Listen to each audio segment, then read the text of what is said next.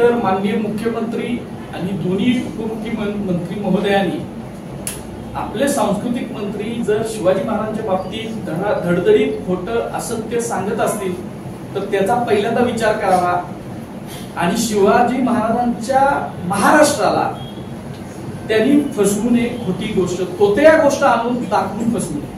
कारण इतिहासात असे तोतये अनेक निर्माण झालेले होते व्यक्तींचे. आता वाघनखांचे तोतया ते आणायला लागलेत आणि लोकांच्या माथ्यावर ते मारायला लागले.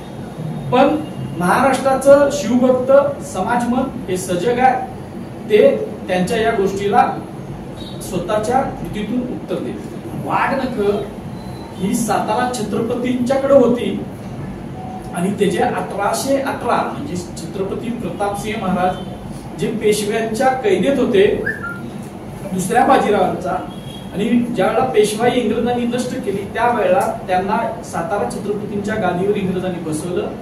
त्या छत्रपती महाराजांच्या पासून ते आता 1944 पर्यंतचे पुरावे मी वारंवार शासनाला सुद्धा दिले, लोकांसमोर सुद्धा आणले.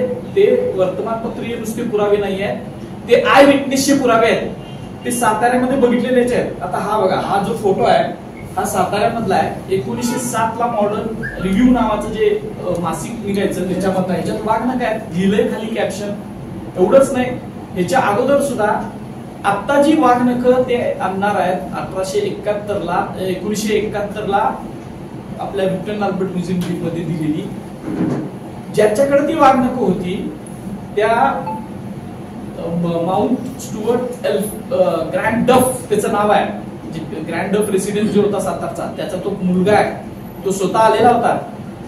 तो आला, त्याने ती वाघनख साताऱ्यात बघितली आणि त्याचे आल्या तिथं गेल्यानंतर लंडन मध्ये तो गव्हर्नर आहे, मद्रासचा गव्हर्नर होता. तो साधा माणूस नाही आहे, कोण मोठा वरिष्ठ इंग्रज अधिकारी आहे.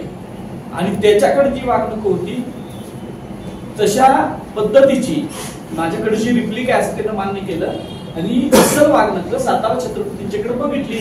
ही त्या एल्फिस्टनचा हा बघा त्याचा फोटो आणि हे आहे त्याचं